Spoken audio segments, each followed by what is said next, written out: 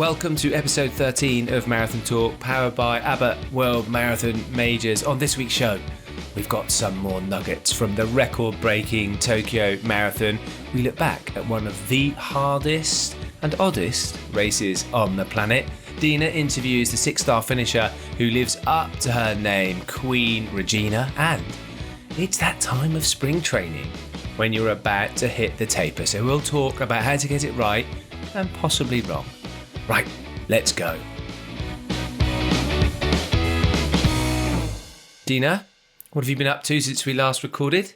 Oh, I've missed you these last 2 weeks, but I am thankful in our last podcast. I really felt like we're talking about training and it held me accountable. So in the last 2 weeks, I have gotten in 2 long runs. One was in a snowstorm, not outside. I did 2 hours on the treadmill. Can you believe it? I broke my treadmill record by logging that amount of time. And I also got in a 400-meter speed session because in our discussion last episode, it was about applying speed work to marathon training and how it helps with efficiency and mental strength. And so I added a 400-meter speed session that week. And so I just want to thank you for holding me accountable when we meet up every couple of weeks. And so that's all. I just want to thank you for that. It was really rewarding to get that in. Yeah, there's a name for what you've just done. Do you want to know what it is? Procrastination? I don't know. It's called a panic train. Yeah, okay, that's what I'm doing. That's me, panic training. You're panic training. You are fully on the panic train. Because last time we chatted, you were like, yes, I've got, the Paris Marathon coming up and I haven't done anything like enough. So, of course, what you've done is you've hit the big red panic button. You've gone and banged out loads of long runs and a big training session, a 400-meter session. You're like, quick, let's see how much last-minute mileage I can, cram in. It's good to know that Olympic medalists still feel the same way as the rest of us. So you can call it panic training, but you want to know what surprised me? I actually felt better putting in the work, both physically. I was like a little sore after the 400 meters. My quads were a little sore. I actually felt really good. I felt proud of my accomplishments. There was just so much to gain from putting that in. And so I just felt like, wow, you should always do it, right? It's always worth putting in the work. And it really built me up a lot, just those two sessions. And do you feel like it sort of brought you along as well? Because sometimes, particularly I think where people have like a high training years, I'm saying that really politely, like you've got a high training years, you've got some background to your mileage, you can afford to miss chunks of training, but then actually you can switch back into training again relatively quickly. It's almost like your body remembers the training. It doesn't take you so long to get back into it. Do you find that was that a good experience? Yeah, it actually reinforced that I need to make excuses to do the work instead of not doing the work, but also that both the physical and mental strength that come with the work is a beautiful thing. And so you've also been at the Los Angeles Marathon. You were part of the commentary team. And I've got to say this, right? I saw this photo of you on social media. I think, I'm not sure where I saw it. And there's like, you're like sat right in the middle of these positions, like in prime anchor. You're like prime newsreader kind of anchor role. You look all fancy. You're all dressed up, looking amazing. There's all these kind of people around you. It made me think of the film Anchorman. do you remember that? I do. With Will Ferrell. Do. One of my favorite movies. She's bossing the LA Marathon. If you're ever in a slump and need to feel uplifted, Anchorman is your movie. Yeah, it was a fantastic experience. It goes to show that there's 3 anchors sitting there in front of the cameras for 5 hours, but this huge team of people that it really takes to put in the work. But what an amazing race. Again, it's every weekend that we get to see these races unfolding, 22,000 people hitting the streets of Los Angeles. And the stories that emerge from it are so remarkable. And it's a privilege on this podcast to be able to interview a lot of people that those stories that really encourage and inspire upcoming generations and also people to strive for higher things. So just a great event to be a part of. What was your favorite thing that, you were talking about over the weekend? When you're there, were you like, okay, I'm inspired by the front end of the race because this is happening? Or was there some, stories of people running that live in LA? What grabbed you? Yeah, something that reminds me of Stormbreak that you spearhead is that they have this program called Students Run LA, and there were 3,000 students from the greater Los Angeles area, these underserved areas, where these kids for a few months trained for the Los Angeles Marathon. The youngest child was 11. I was like, I would never let my child run a marathon at this age. But what they get out of it. They learn how to advocate for themselves. They gain self-confidence and all that goes with the training and the racing, the sense of accomplishment when they cross that finish line. That was given to 3,000 underserved inner city school children. They have over 500 volunteers that mentor and coach them. I just feel like that's heroes work happening. And it really did in the moment remind me of what you do with Stormbreak, just giving people the tools to get through what life throws at us sometimes. So it was a really, really beautiful experience. Yeah. 3,000 young people. That's amazing. Right. When you think 3,000, and I think the success rate. They all ran the marathon distance. Yes, all ran 26.2 miles, 3,000 of them. And they start off not having much to go for them. And what ends up happening is that this program serves a 95% graduation rate, and those students go on to college. So it really is an extraordinary, empowering moment. And that was my favorite story coming out of the weekend. I spent the whole drive home thinking about it. Yeah, there's a brilliant charity in the UK called the Running Charity, headed up by a fantastic guy called Alex Eagle. And this year, they're a homelessness charity, and they look after young people that have either experienced or are experiencing homelessness. And they have a great running program. I think they've got some people running the London Marathon this year. So good. Glad you enjoyed your stint in LA. Yeah. And it doesn't have to be a marathon, right? It could be a park run, right? It could be inspiring kids to come out and do these park runs and really feel that sense of exhilaration and accomplishment. So have you done any park runs since our last discussion? No. Do you know what? I've been a bit ill since our last, I think. My park run, my time was going, I was getting a little bit fitter, wasn't I? And then detonation in the Yelling House as a really nasty bug kind of swept its way. There's 5 of us in our home. And so, if one of us goes down with a bug, then it's like bowling alley. One of us goes down for 5 days, then 3 days later, another one goes down. And, then all the kids are like coughing in your mouth at night and, like things like that. And it's just unavoidable. You're like kind of asleep and you roll over and there's a child with a snotty nose sort of dribbling on your chest. And, it's like, there's no way I'm going to avoid this. Yes, it's inevitable. All of us were poorly.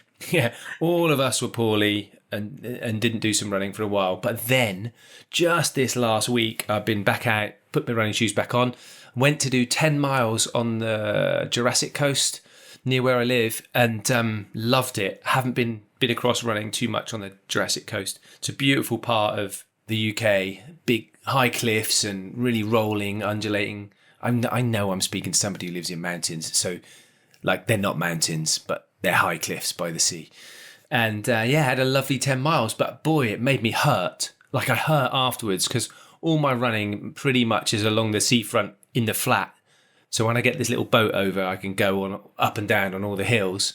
It's just a completely different kind of running. It's different proprioception, different on your upper body, down and up, just different stresses. So I've been aching ever since. Right. But you're some kind of like freak of nature that you can go from being 6 to doing this 10-mile run along the Jurassic Coast, right? I mean, it's going to hurt. You just jumped right back into it. Yeah, thanks. Gentle progression. Yeah. There's me saying Deena's panic training and she's there going, yeah, you've just like jumped back in with no progress. Nice one. Right. 2 experts on running. Right. Do as we say, not as we do. You also do some cycling on the Jurassic Coast too, don't you? Yep, sometimes on my mountain bike. And I did get a new road bike that I went out on for like 40 minutes, which was lovely. So yeah, hopefully a little bit more swimming, a little bit of running. I'm still in the sea, so swimming in the sea. Yeah, can't wait. When is Paris, by the way? What is it? What Paris date is it? is in 2 weeks. So before our next great. episode, I will have slogged through what is the Paris Marathon. But our guest today, Regina Fleming, told me some great tips because she has run Paris. She said that you are basically running all through Paris and that the Eiffel Tower follows you wherever you go. And that made me so excited. Have you been to Paris before? I have been to Paris for track events, but never for the marathon. Okay. Wow. So first marathon, and you going on your own? Are you going? You're going with the Essex team? I'm going with the A6 team, a bunch of women, and I'm super excited to share the experience. But if you have any tips for me, I'll take them also. How's your French? Horrible. C'est terrible. Yeah. Really bad. Yeah, me too. I'll take a Rosetta Stone course between now and then. On the plane. Yes. On the plane flying over. Well, good luck. We'll have a little bit of a catch up later on in the show about tapering. So we'll get all of Deena's last minute panic training, but also tapering, ready for race day tricks. Right, let's talk about some other news.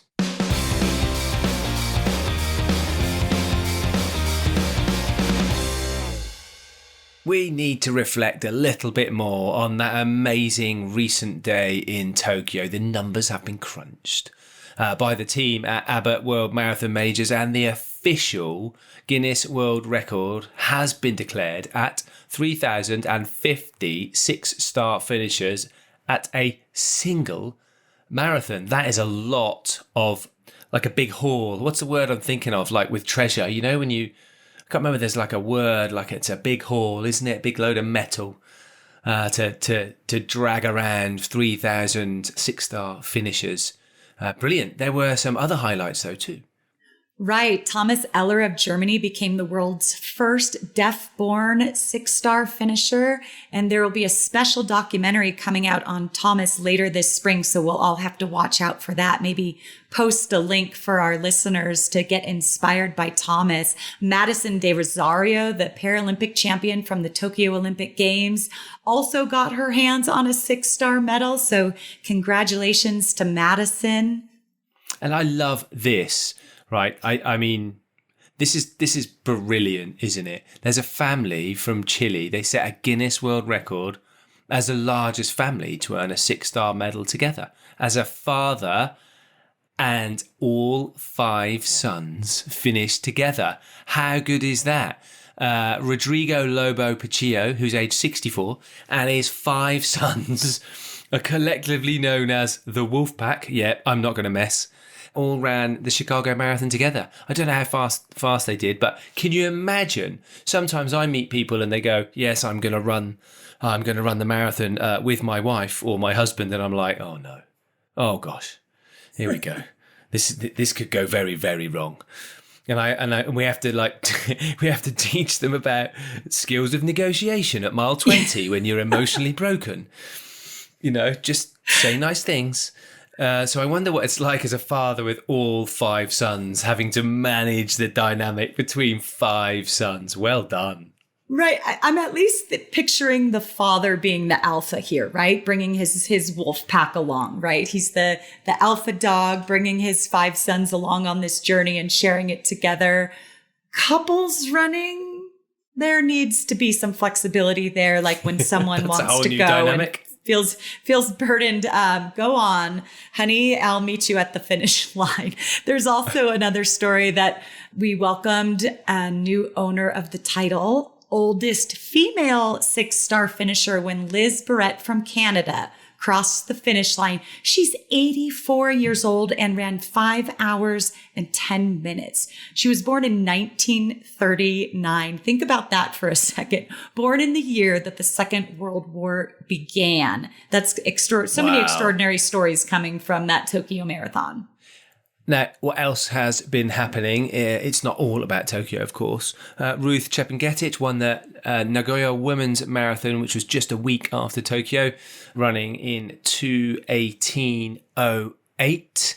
It was also the New York City United Airlines half marathon, and in the wheelchair, it was a pretty bit of epic racing. Perhaps something to come for this season's Majors Wheelchair Series, because Susanna Scaroni, who we have had on the show, beat Manuela Sharp by 11 seconds in the women's race, setting us up really nicely for their battle to come in Boston. It was good in the men's chair event as well, because Marcel Hug is racing in Boston, but Jetse Platt beat Daniel Romanchuk, who is racing Marcel Hug in Boston. So I wonder if Daniel can beat Marcel. Let's see. Jacob Keplimo and Helen Abiri won the other races in 1:07:21 for Helen, with Des Linden being the fastest US women when she ran a rather nice symmetrical 1:12:21 for fifth place. Tell us about the Barclays, because Deena, that was also a race moving us slightly away from marathon running per se, but it was the Barclay Marathons this past weekend, and it's a slightly bizarre event.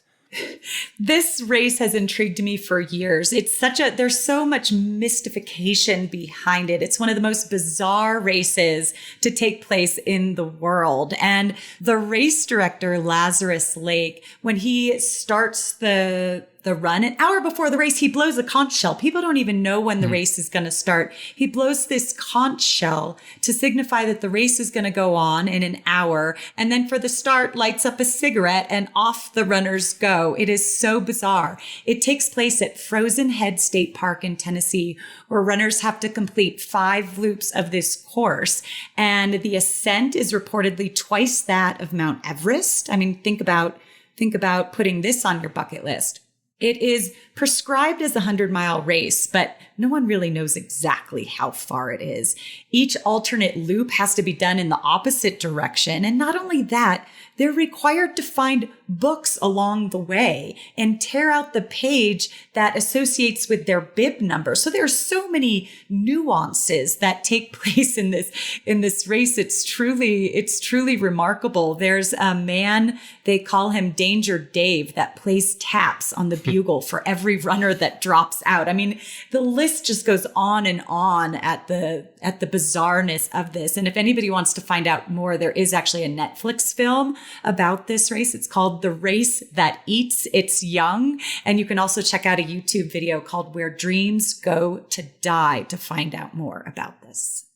It is an incredibly unique event, and the cutoff and the number of laps often is a real thing to behold. Like getting tapped out is a real thing. And some years there are no finishers. In fact, I think up until this year, there had only ever been 15 finishers. That is, completing 5 loops in the 60-hour time cap. This time, there were 3 runners that actually did that.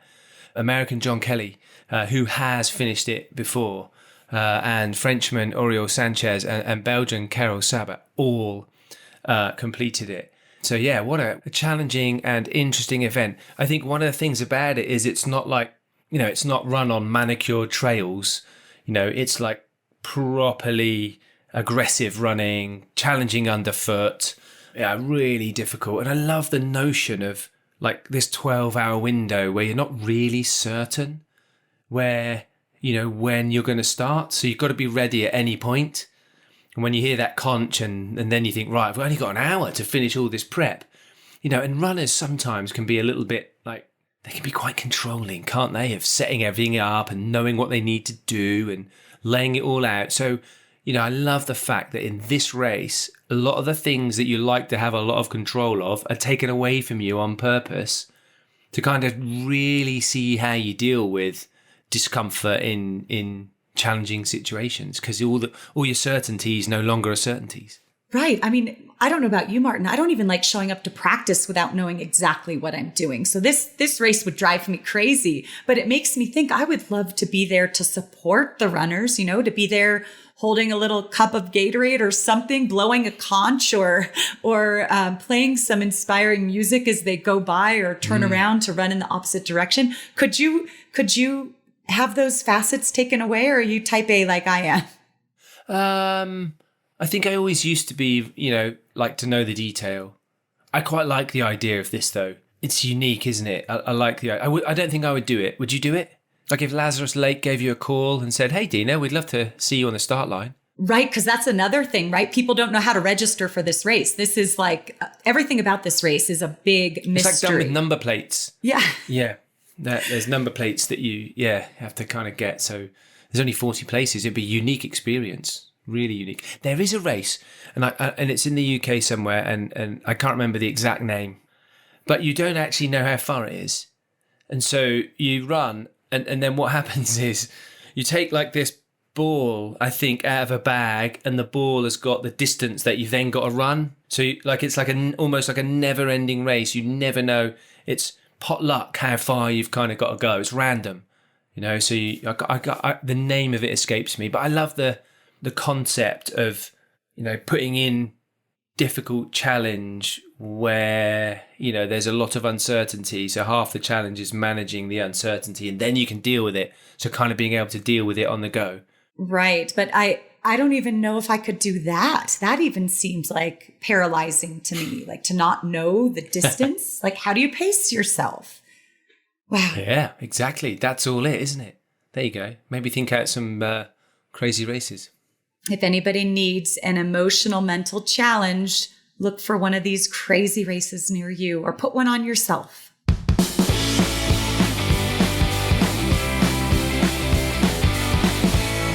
This spring marathon running season, Deena and I have been talking about ways in which you can run a better marathon in the spring. We've been dealing with all sorts of things from training and long runs, and now, as we are working our way to the latter part of March, many of you will be racing in April for your spring marathon. So you will be entering, if not in, your taper stage.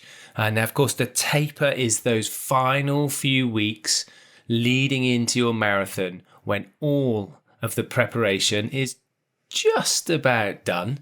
And you're trying to get yourself into tip-top peak shape so that you can pull out the best race when it matters the most on the day of your marathon.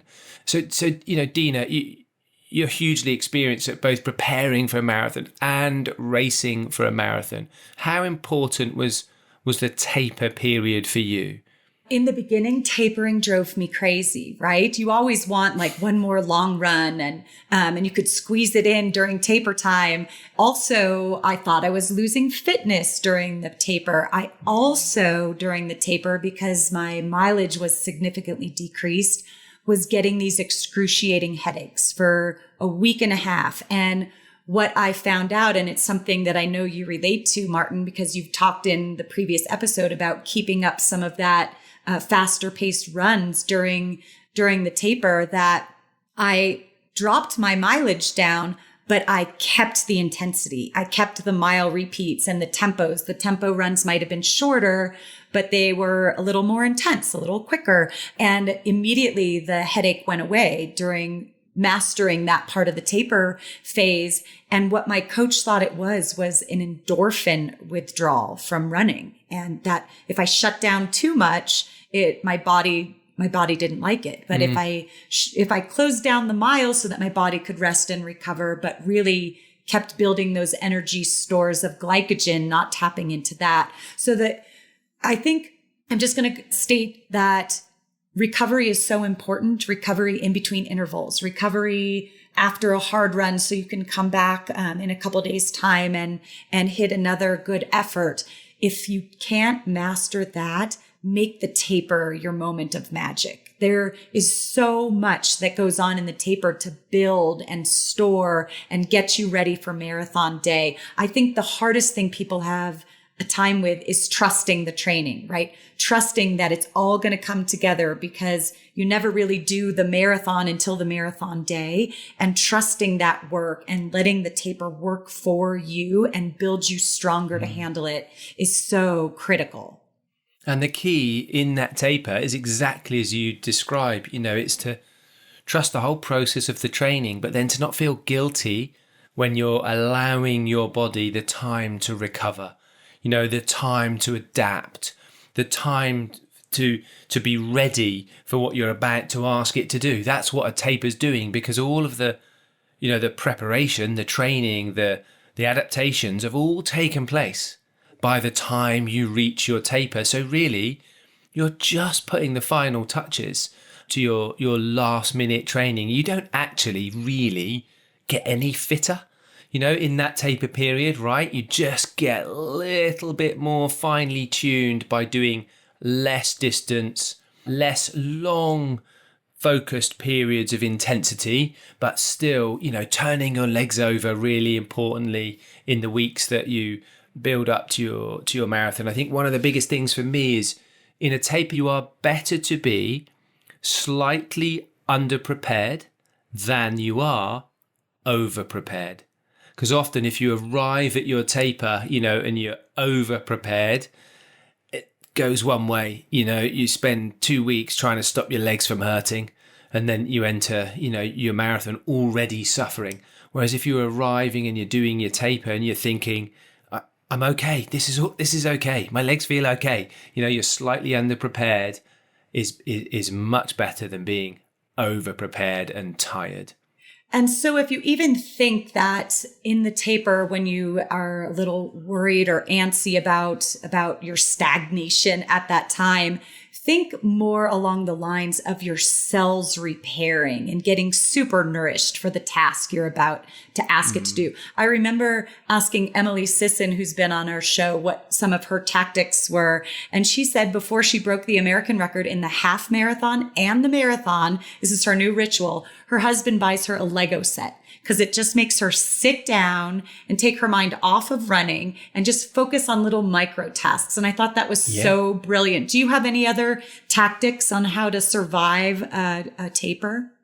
Yeah, well, I definitely have things to not do, because I think, we've all done things where we've thought it would be a good idea. So, kind of along the same thinking as the Lego set. The Lego set's nice, isn't it? Because it gives you a little bit of focus. Like a jigsaw puzzle. You can think, right, I'm just going to focus on this, and it's not running, it's something else, and it takes your mind off things. The reverse of that is, like when you get the flat pack garden shed, and you think to yourself, well, I've got all this extra time, so what I'm going to do is I'm going to build the garden shed in the garden, and you're like lifting all these heavy things and trying to attach things that, and everything aches, or you think, I've got a little bit extra time, I'm just going to decorate the, spare bedroom. And so you decide to do a shed load of extra DIY, or I've got a bit extra time, so I'm going to just go social crazy. All of the little things that you think you should do, actually, probably not a good idea, And although we were talking about your panic training earlier, like people in the taper sometimes feel this pressing need to test themselves out. I'll just check that my legs haven't fallen off. I'll just check I can still run a certain session. I'll just check. And that's not good either. You've got to go into a taper, and in the last few weeks before your race, confident that all the work is done, very little you can do, and just go through the motions, feeling good about yourself as race day draws closer. Right. That's such great advice, Martin, because I think if you put yourself in the mindset of how could I continue to nurture myself in these 2 weeks? Because training actually depletes you. It tears your muscle fibers. It breaks you down. And it doesn't sound glamorous to talk about training in that way, but the taper is all about building yourself up. So use the time to put together more nutrient-rich meals for yourself. Draw yourself a bath and add some flower petals to it. You could binge watch a television show you've been wanting to, or listen to some calming music. Like, this is your time to add joy and really pamper the body that has withstood so much in the months leading up to that moment. And when you could treat yourself in that way, that nurturing way, I promise our listeners that your body will give back to you on race day.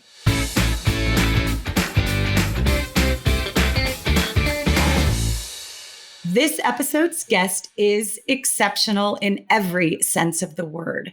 I am so happy to chat with Regina Fleming, or Queen Regina. She is a powerhouse of ability, from finding running in midlife, earning her 6-star medal in Tokyo, plus 4 more. We'll talk about that as well. She's a photographer, a holistic coach, and uplifts all that are around her. Queen Regina Fleming, welcome to Marathon Talk. Thank you so much. I am honored to be here today and to meet you. Thank you. And we were talking before I hit that record button. I wish I hit it earlier, but you ran 2 races this weekend on top of working. Tell us about your weekend. Oh, my weekend was spectacular, actually. So it came from, let me just backtrack just a little bit. I came from Tokyo. When I returned from Tokyo, March 6th, after running the Tokyo Marathon, March 5th, I was in New York for 1 day, and then I had to go to Philadelphia to photograph my sorority's conference, in which I was working like 12-hour days. So I finished photographing that. I came home and then prepared to go Friday night to Washington, D.C., and Saturday morning I ran the rock and roll half marathon, came home that afternoon to then photograph an event at the Apollo in New York City, got home that evening, like almost midnight, went to bed, got up at 5 a.m. to be in Brooklyn to run the Roadrunners United half marathon. So I tell you that I didn't plan for this to happen, but it happened. And I think for me, my way of thinking about running and life, they're parallel. And how you do one thing is how you do everything, which you will hear me say most often times. And by planning ahead and thinking this out, it wasn't as bad as it seemed, because I put everything in its different compartment. And as we go on this conversation, we'll talk about other races that I had to do the same thing with. Right. And fascinating. You said it was cold in New York. I had some teammates that were running, but I didn't realize you had to like get the ice off the top layer of your fluids along the way. It was a cold day. It was so cold. The day before was wonderful. Today's the first day of spring. It's wonderful. And we had a freaky time. It went down like 20 degrees. At the start, it was like 31 degrees and your water was ice. And my Gatorade had slush in it. And it was freezing outside. I mean, it was really cold. Burr. And so one of the things we have in common is that both of our first marathons was in New York City. You live in Harlem. Do you still live in Harlem? I do. Yeah. So tell us about seeing your city on your own 2 feet. There's just that tour and how it hooked you, because you've been at it now, and the accumulation of medals. I will talk in a minute about that photograph of you draped in your medals, but talk about how that hooked you on the sport. So, I'm going to go back just to 2015 when I first started running. I knew nothing about running. If you know my story, I was looking through Shape magazine. I saw they had a run for women who were over 40. And I was like, oh, and I knew nothing about running. My sneakers were 20 years old. I knew nothing. And I said to my girlfriend, hey, let's do this. And the ad that women had on like pink tutus, and pink is one of my favorite colors. It looked like fun. And I said to her, let's do it. She said, okay. She ended up not signing up for it, but I did.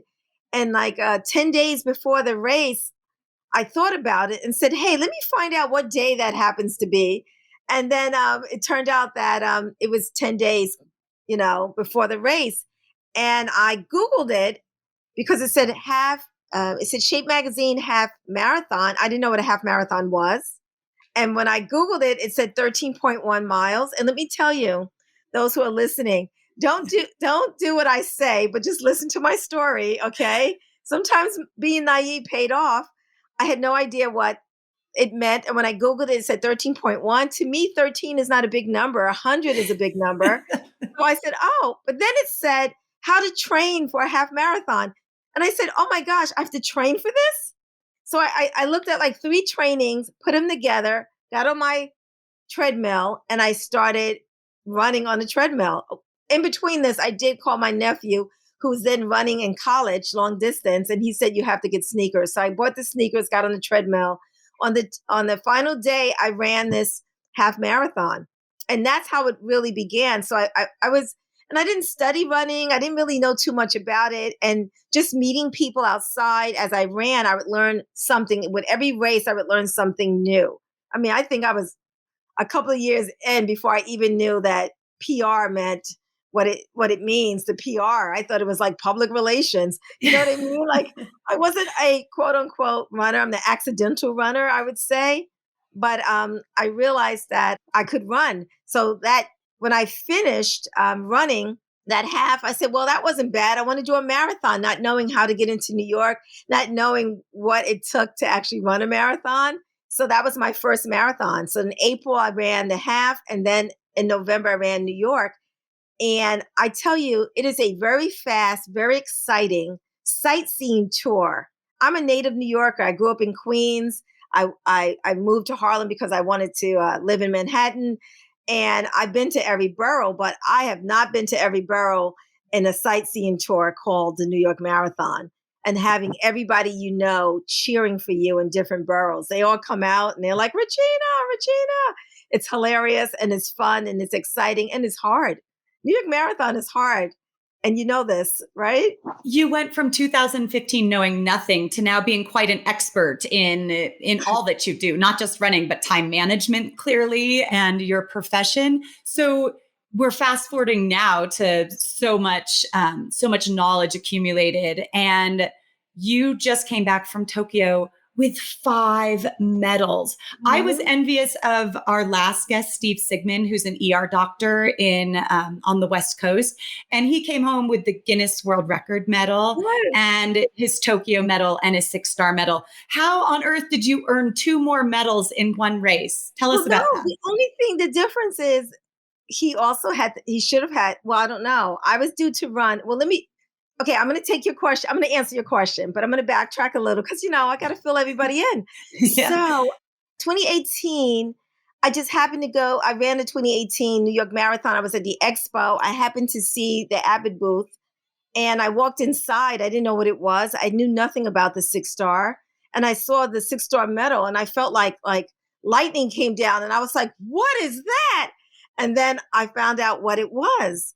And I started to now that I knew that the cities you had to run to, I started to figure out, how am I going to do this?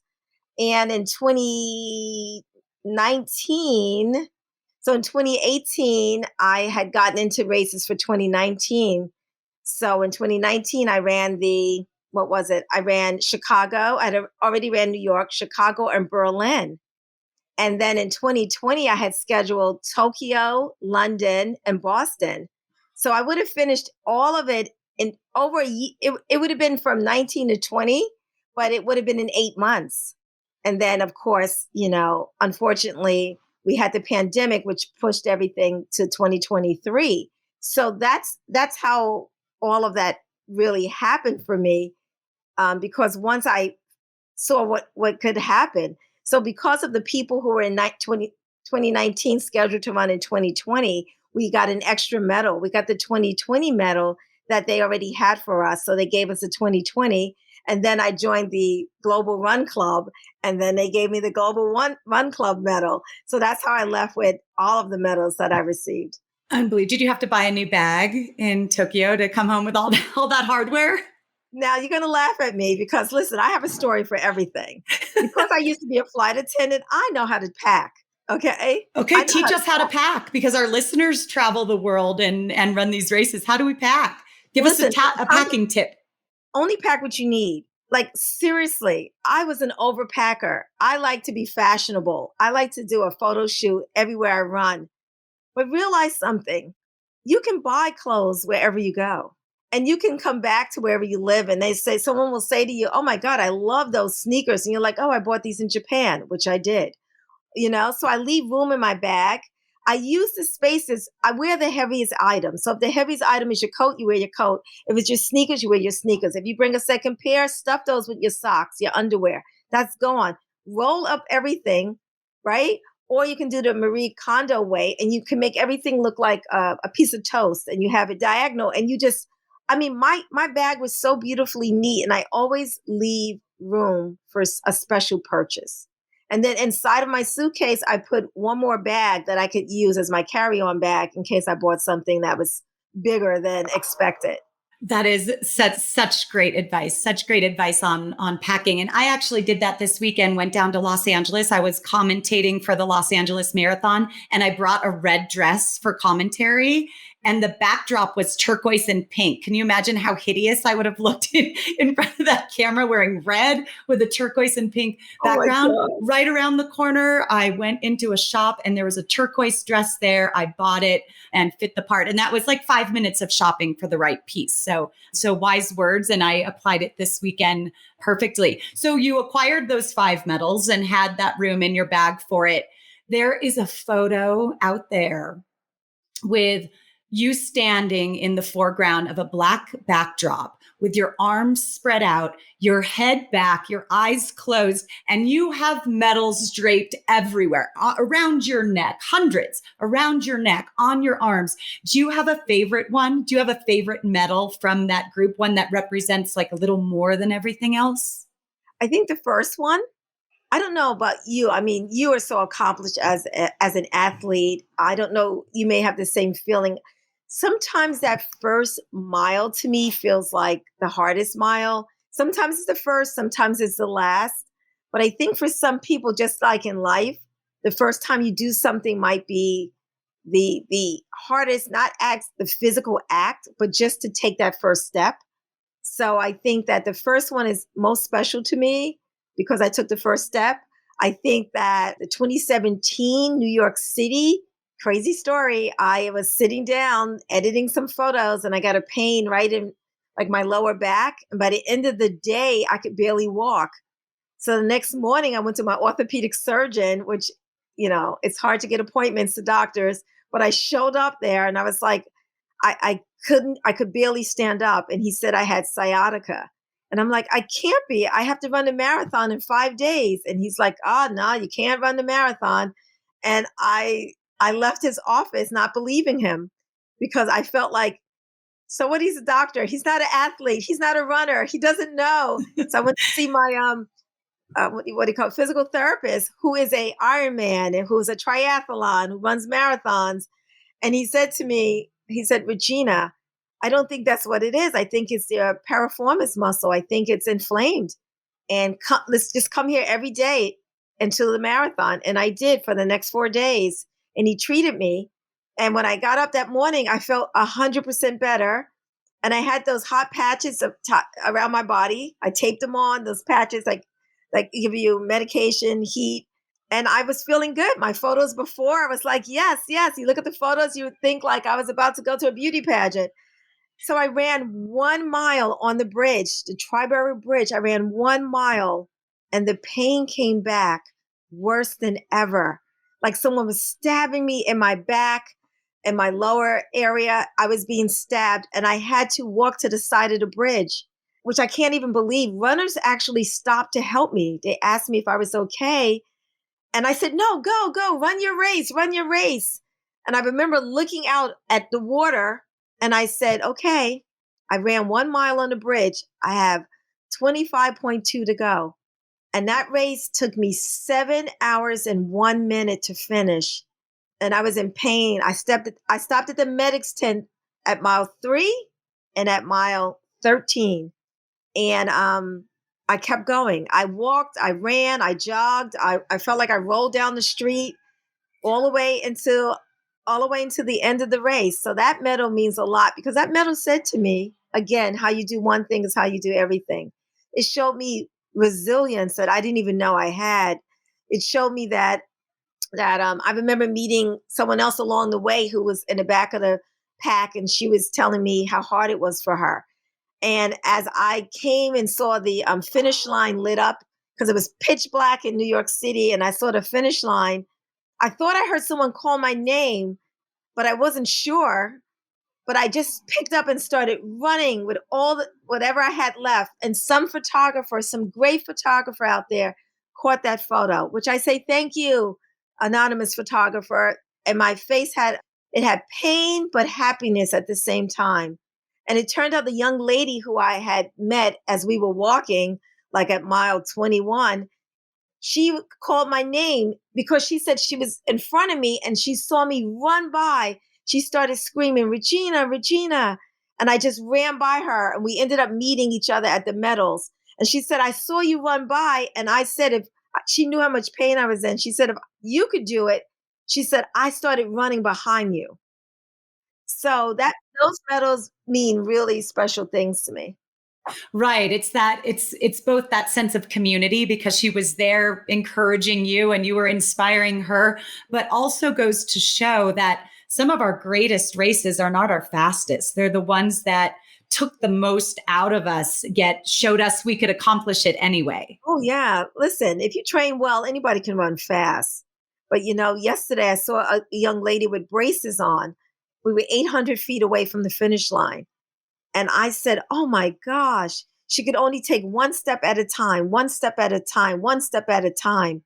I don't care if her time was 100 hours. Look at that feat. It's an accomplishment. All of us out there have a story. We're sitting here talking, I'm telling you my stories, but every single runner has something they had to overcome or something. And it's funny when non-runners say, well, oh, good luck. You ran a marathon before. I go, listen, every marathon that you run or half marathon, you never know what challenges you wake up with. You could wake up with an upset stomach. You already woke up one day older. I mean, anything could, right? Anything could come your way. You could have a death the week before of someone you love. I mean, there's so many things that could happen. So there's not one race that's the same race.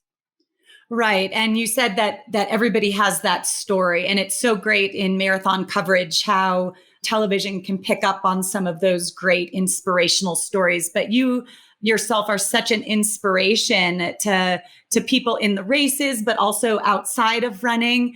Among many of your pursuits is representing a demographic that is underrepresented. I was very naive growing up in Southern California to think running is for everybody. It doesn't matter your race, ethnicity, religion, gender, socioeconomic status.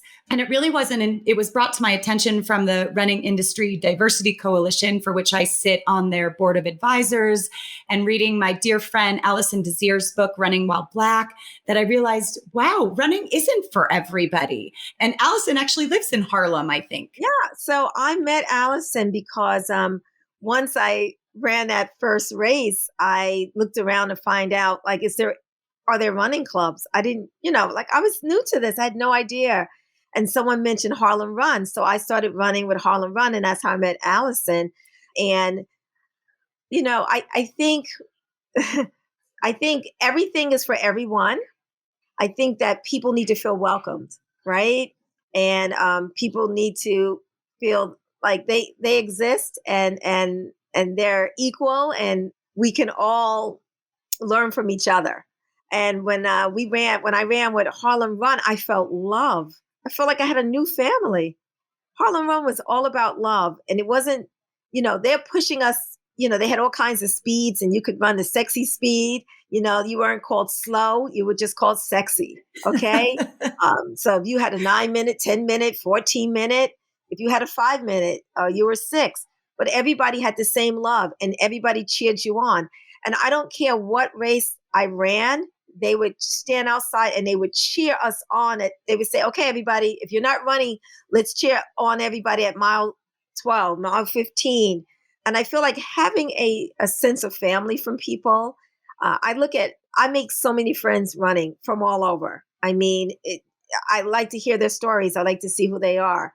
When I'm running and I see, other women who are standing on the side, who are also African American, and they make eye contact with me as I'm running by, they are so happy. They're like, oh my God. And they see themselves. They may not even thought they could run in a race. They may not be naive like me, not knowing like what it takes to run or to enter or anything. But I feel like an ambassador, like, come on, women over 40, come on, women over 50, let's go. You're in your 60s. Hey, 60s the new what? 30? Come on in. That's what I feel like I am when I run and when I meet people and I stop people and when people see that image that you saw of me with all the medals. And I'm like, listen, if I can do it, people always say, then you can do it. But you can. Running may not be your thing. Maybe something else, that you can apply that same energy to, that you can apply that same dedication and commitment, because I think that's what it is. You're in the Olympics, dedication, commitment. Once you focus on something, you get that laser focus. I think that underneath everything, I am always saying to young people, especially, I remember speaking at for 100 Black women. It was a group of young women who were from high school. No, it was high school and college. And they allowed them to shadow people in different professions for 1 week. And I was actually photographing, but I said, you know what? I have something to say to these women. So they gave me my time to speak to them, and I showed them my medals. And their eyes got so big. And I said, well, this medal may be for me for running, but you can earn the equivalent when you get your high school diploma, if you get a Regents diploma, if you go on to college or you go on to some type of trade. It's the same thing.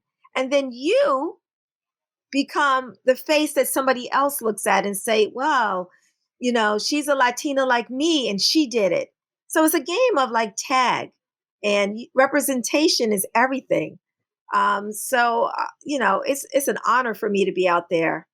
It is a good reminder for anybody that wants to pursue something, to find that community, right? If you want to start running your first 5K before your marathon, before your 6-star medal comes, like, dream big like that. But if you're feeling like insecure about that journey, not knowing what the journey has in store for you, if you feel like you don't feel that sense of community, to find that group. There's so many fantastic running clubs out there that will give you that place to feel safe to pursue your dreams. And I think I remember you saying a while back, when you see it, you believe it. If there's some young girl on the side of the road cheering for her mom, and she sees 5,000 women go by in Central Park at the Shape Half Marathon, she's going to say, "Oh my gosh, I could do this." So really representing your community. You have so many communities, but did being in your sorority teach you that importance? You were part of Alpha Kappa Alpha, I think, more than 25 years, right? Yeah, over 25 years. The crown that I run with is actually when I became a lady of Alpha Kappa Alpha. 25 years, you receive a silver crown. So I run with that crown on my half marathons and my marathons. You'll see in all the photos that I have that crown. But well, my sorority, which is the same sorority as our vice president, okay. When I run with that, it's a lot of things. Like, my name is Regina. Regina means queen. That's the literal translation of Regina. So I run as Regina the Queen, Queen Regina. I have my crown on. And what happens is it brings attention to the young girls on the sideline. They look up and they're like they're startled, first of all, to see me, an African-American woman, and to see a crown on, and they always wave and they're always excited and they always want to shake my hand. So it makes it come to life for them. And I hope that, one day there'll be someone who said, I remember standing there watching the New York Marathon and I saw this woman run by with the crown. And then I said, wow, she looks just like me. And now maybe I can do this, right? I always feel like you're with yourself 24 hours a day, right? So I realized for me, it can't be about Regina all the time, right? I'm tired of Regina. It has to be outward. Like, you have to do things that will change your community or speak up and make other people feel better at the same time. I feel like it's like running with a purpose. Right. That purpose is what drives you when it gets hard, right? Because it isn't about you. It's about Right, something so much bigger. And that's kind right. of that magic hand on the small of your back pushing you to that finish line, whether it's the actual finish line of a race or some of these other endeavors that you always just seem to rise to the occasion for. Because you know what, I was actually interviewed on TV for the Washington D.C. race, and as I was speaking to the reporter, she asked me like, like your why, and it depends. Every day I have a different why, but I said one day, I said, this body that you have, the body that I have, it is a gift, right? It is a gift. Every morning we wake up is a gift. There are people who don't wake up and they want to wake up, and it's a gift. And I said, I remember leaving one of the marathons, and I'm sat next to this older man on the subway. And I looked over at him and I said, wow. I said, can I ask you, like, what makes you run? And he said, because my wife cannot run. She's in a wheelchair. And I just looked at him like, wow. And he said, I run because she can't. And that stayed with me. And then when he left the subway, he had an extra bib on his back, and it said 77 marathons and counting. And this man was in his 70s. So, these stories are forever to really push us. He inspired me in such a way that I'm now telling you and all the millions of people who are going to listen to this and be inspired also, that there's so many things that we can do. And let me just add this, that I also think about before I opened that magazine and saw that race and entered, everything that I'm doing and running was already inside me. I had no idea it was in there. So ask yourself, what else is inside of you that you don't even know unless you try? There's so many seeds that are planted in us that we could birth at any time. And how exciting is that? If every year we pick something else out of ourselves and said, let me try singing, let me try dancing, let me try something else. I think that was so incredible. So this to me is a big gift, and it's the gift that keeps on giving. That is so beautifully said. I feel like I could talk to you or listen to you for hours. I really want to touch on a little bit of photography and the fact that, are you vegan? You're I am vegan. vegan. There's so much to unpack in this such a short amount of time. But I think as far as photography, I've seen some of your photographs and they're so stunning. I have an affinity for black and white photos, and I feel like most of what I saw of your work was black and white photos. I feel like they really tell a richer story because colors can kind of shape that for us, and black and white is for a little more reflection, I guess, and coloring in ourselves of what we see. And I want to know if you have a favorite job. Do you like photographing newborns or weddings or your sorority sisters or travel or family portraits? What do you get? What gets you excited as far as photography? Well, I'm going to address what you just said. And you said a beautiful thing about black and white. That's exactly how I got started, is because I would look at I would look at the books that showed African Americans in the 1960s, and it was mostly done in black and white. And it wasn't a good time for us. And looking at those photos, I mean, the stories went straight to your heart, right? The photos of men marching on Washington with signs that says, I am a man. And you just see all of this in black and white. It was such a time, and it was very reflective, like you said. And I went to school and took one black and white photography class, and I knew I was hooked to black and white photography. Fast forward, digital's here and it's going to stay. But when I see things in black and white, I don't see them in color. And that's how I would shoot with two cameras when I first started. What I saw in black and white, I did not see in color. Those moments that I would catch, the fleeting moments in black and white. And I started off as a wedding photographer, like a 9-time award-winning wedding photographer. And last year, I photographed my last wedding. I said, unless Oprah gets married, I want to photograph Oprah's wedding. But so last year I photographed my last wedding, and it was of one of my sorority sisters. Her name is Gina. Hi, Gina. And my company focuses on events all around the world and corporate, which we love. But I personally focus on photographing women. And what I do is I said I take my holistic training as a coach and I apply it to how I see them and how they see themselves. So it's I give them soul homework. So they show up ready to not only be photographed on how they look today, but how they see themselves in their future. And that's what makes women flock to me and say, Regina, please, photograph me.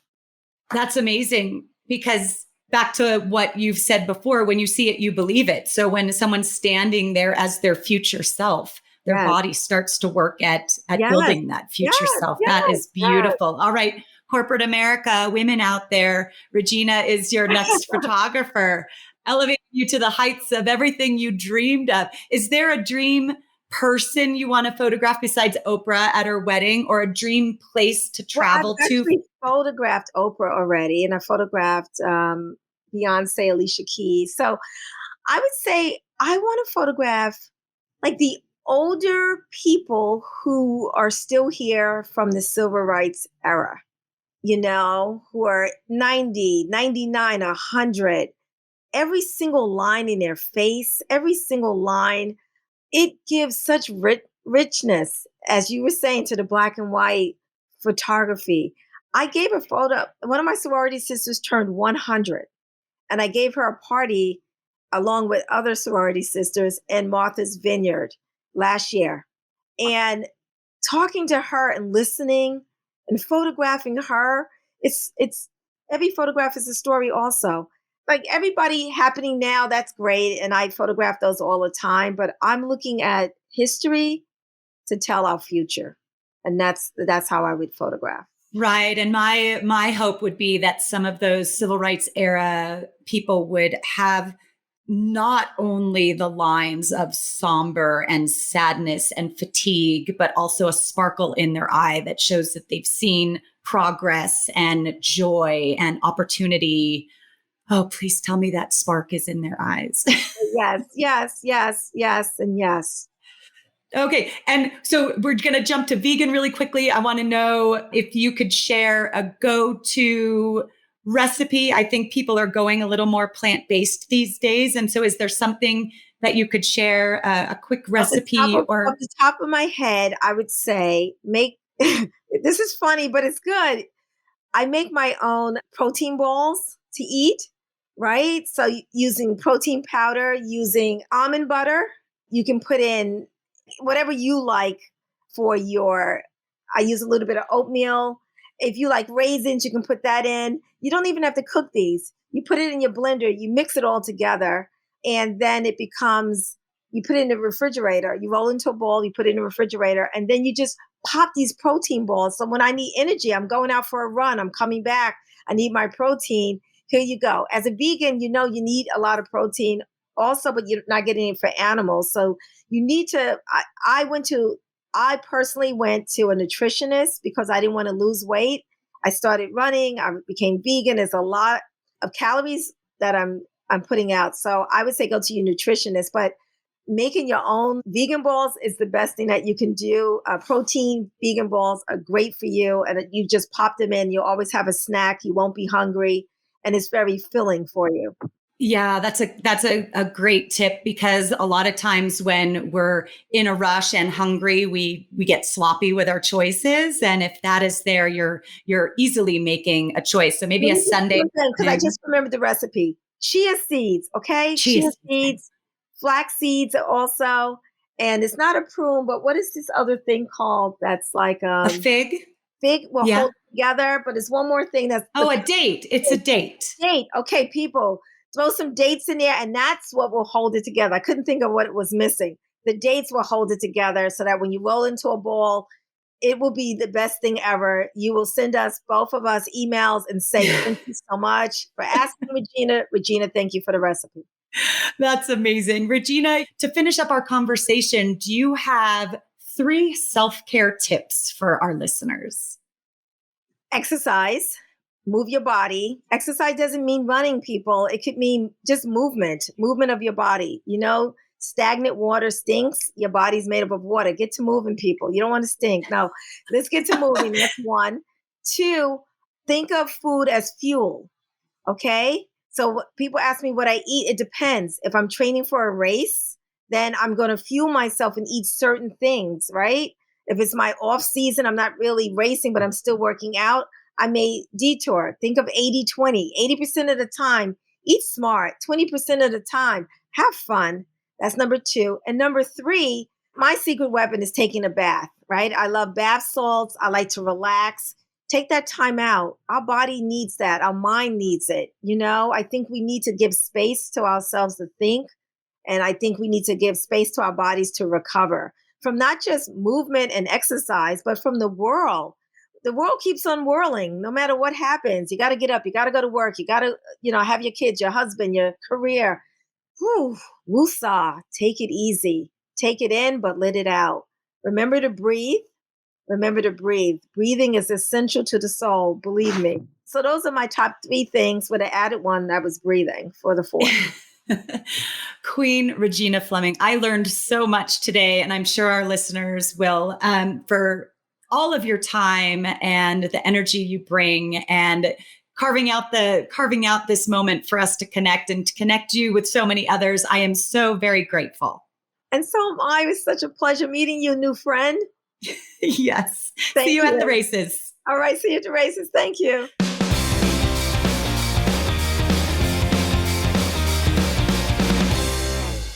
Right, that's it. We're at the end of this episode of Marathon Talk. Deena, what are you doing? Oh boy, I have later this week a motivational speech at a nonprofit dinner in San Diego. I'm really excited for.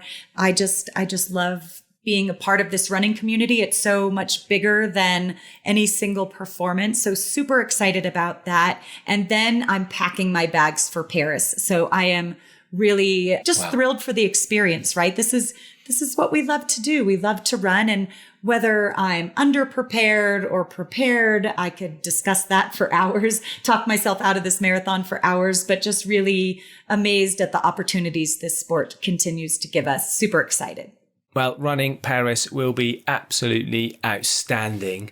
I wish you the very best of luck, Deena, for your next 2 weeks of panic training. Sorry, your next 2 weeks of tapering, so that you're all ready. Now, we did have a brief discussion about 2 things. We had a brief discussion about you dressing as a koala bear and running the Paris Marathon. Is that on or off? It's off. It was too hot. The costume was too hot. I run warm anyway, so I'm running as Deena. Mm-hmm. Yeah, that's a relief, because you should have seen her running around Californian mountain towns with 20 foot of snow, like dressed as a koala. I mean, the neighbors had never seen anything like it. So what are you gonna do? You have any goals, like, given where you're at and the fact you've done 3 or 4 Sparky sessions leading into it? Like, what we're going to be talking about in 2 weeks' time when you've done it?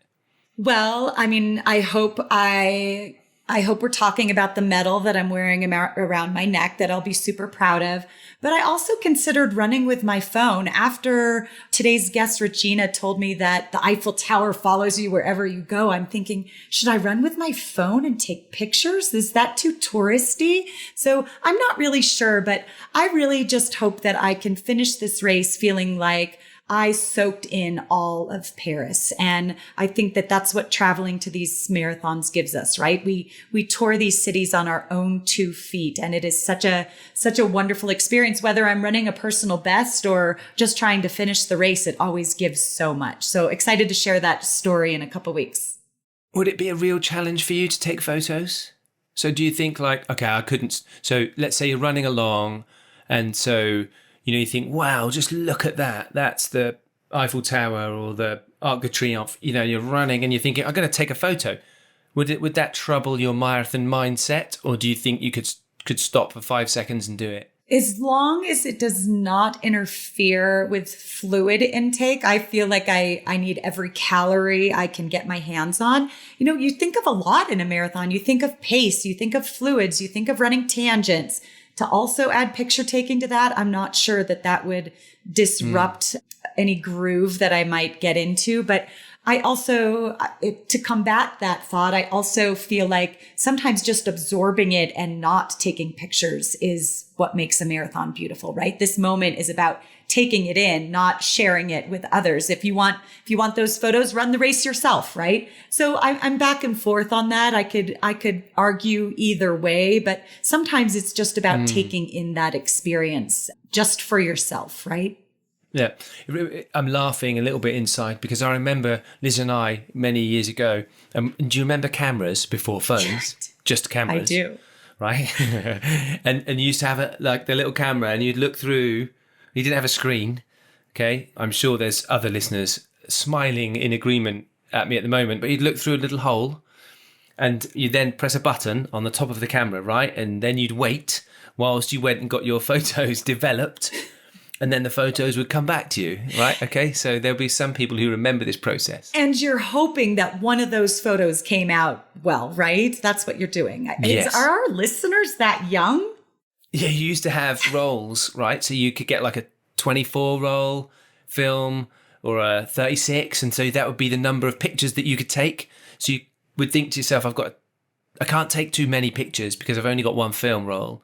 So if I take too many, so let's say you have 26, that would be like one picture per mile. And Liz and I were, I can't remember, it may have been on our honeymoon, annoyingly. And she had the camera and she's taking all these pictures and we're like thinking, these are going to be brilliant, so fantastic. We get home, we send them to the chemist, right? Because that was the place you used to have to get your films developed. You'd wait a couple of weeks for a little man in a dark room to develop your photos, or woman, I guess it could have been, but you have your photos developed, you go and pick them up all excited and you'd look at them. And then when we picked them up, Liz, for every single picture, had closed the wrong eye. So it meant that she'd shut the wrong eye looking through the lens. So everything was shunted. So every single person we tried to take a picture of, was out of shot.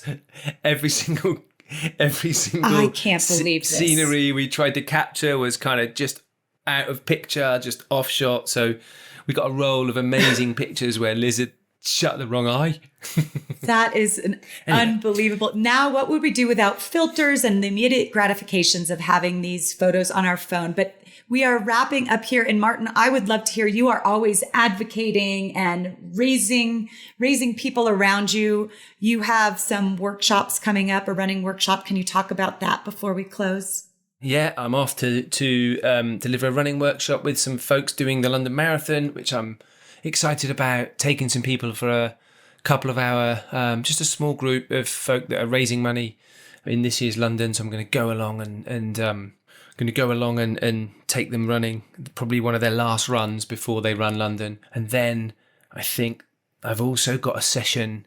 I've got a session with some MPs, some members of Parliament here in the UK that are running London as well. So yeah, I've got a busy couple of weeks and it is nearly summer. So the clocks go forward in the UK, I think, next week. So I'm excited about British summertime. Right. That's it. Enjoy the run wherever it takes you.